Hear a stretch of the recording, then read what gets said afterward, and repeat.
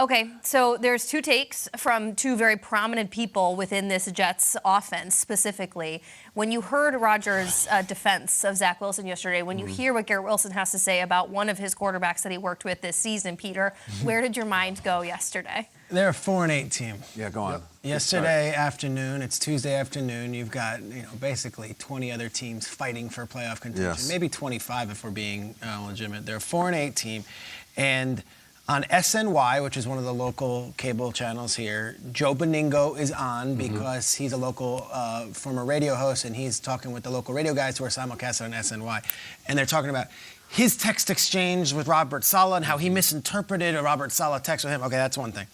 At the same time, on the Yes Network, which is another cable TV channel here that streams the ESPN radio show that's locally on with Michael Kay and Don LaGreca, Diana Rossini from The Athletic is on there clarifying her report, which was a separate story from the Beningo report, talking to those guys.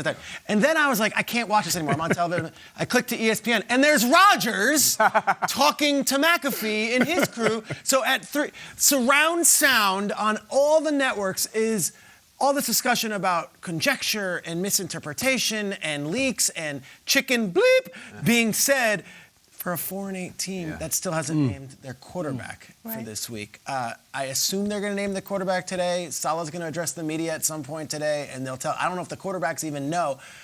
This is where things get hairy in New York. I saw this happen to Adam Gase. I saw this happen to Joe Judge. The key is, how do you keep it together for the final month of the season?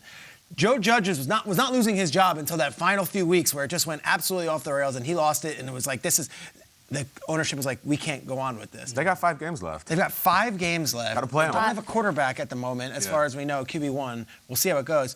What was true or what's not true is it's all in the back now, okay? The truth of the matter is they have to find a way to keep it together and keep it tight and not fall apart, because this defense has been amazing. Yeah. The offense has been bad. The offense has been one that I don't know if you put Jake Browning in or if you put Minshew in is going to be much better, because the offensive line has been so awful this season because of injury. Yeah. So to me, it's like, it's not going to necessarily get better, but how do you keep it together so that the team doesn't start ripping each other from the seams? Yeah. Again, quarterback, we'll find out. It's almost inconsequential. It's a 4-8 team. Yeah. The truth is, we just don't need to see the Jets fall apart completely, and I'd rather not see local reporters, former radio hosts, this player, that player, all up on the media through the next few weeks, because there can only be problems coming if you're talking to all those people all the time out there. Guess what? The Giants are 4-8, 2 wins in a row. Tommy DeVito's the quarterback. Yeah. We're not talking about it. Interesting. Good point. I'm picturing Striggs like it's the multi-view on YouTube TV, and it's like you have all 3 of them all going on at the same time. And to your point, for a 4-8 team, we shouldn't be doing all this. And I think to Rodgers' point is like, this is losing stuff. And the one thing I do know is what losing looks like, to be a part of an organization that is going through a season like that. And he mentioned leaks and different things coming out. I can remember seasons where we would have guys that would miss curfew, and they'd have to face the consequences of that. And the very next day I would go on Twitter and it'd be like, so-and-so missed curfew. I'm just like, we just had a team meeting about that. How in the world is that out in the media already? So to what Rodgers' point is, I understand that. Zach Wilson being made out to the point that he doesn't want to play, and that does, as assassination on his character, whatever phrase you want to use. If you're saying a guy does not want to go in a game and compete with his teammates, especially one that is in the position of Zach Wilson, this isn't a veteran that is saying, all right, well, I don't want to play. Zach Ertz was in Arizona, asked for his release to go get a better opportunity elsewhere.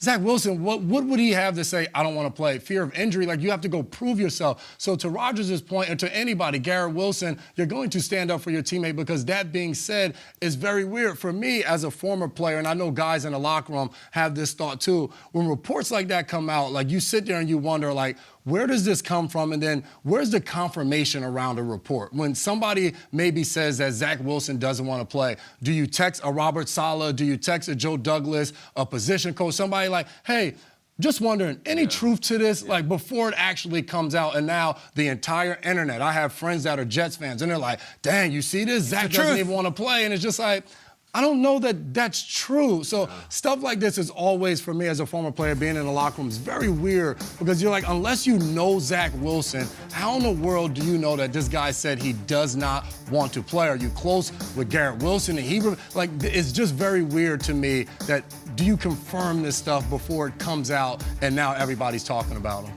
We're kind of saying the same things. Like, can you just handle yourself with a little dignity? We're beyond expecting you to score 20 points and throw touchdowns. Like, just don't let it be a complete disaster. It's like you say to your kid, like, just hold it, okay? Can you hold it till we get home? Like, don't mess yourself, all right? Hold it. We're almost home.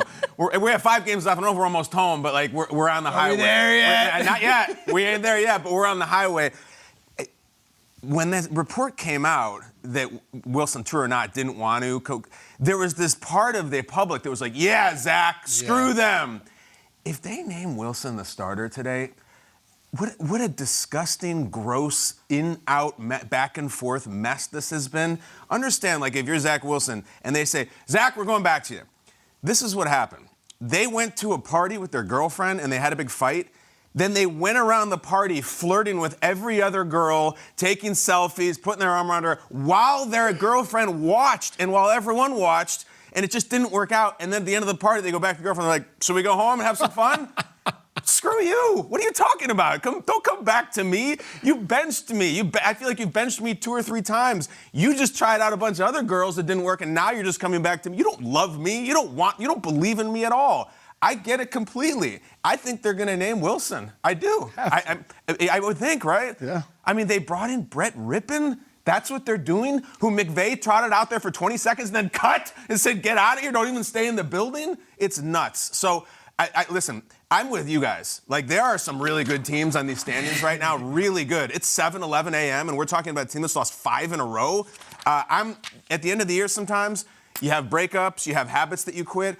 Right now, this segment, I'm kind of ready to stop talking about the New York Jets. And it might get just louder, dude. Yeah, but Yeah. if they don't win, like, we should be talking about the other teams. I respect the topic, and it's big in New York and everything. Like, right now, what is the date today? December 6th? This should be it, unless they win a game. This is it. What are we doing?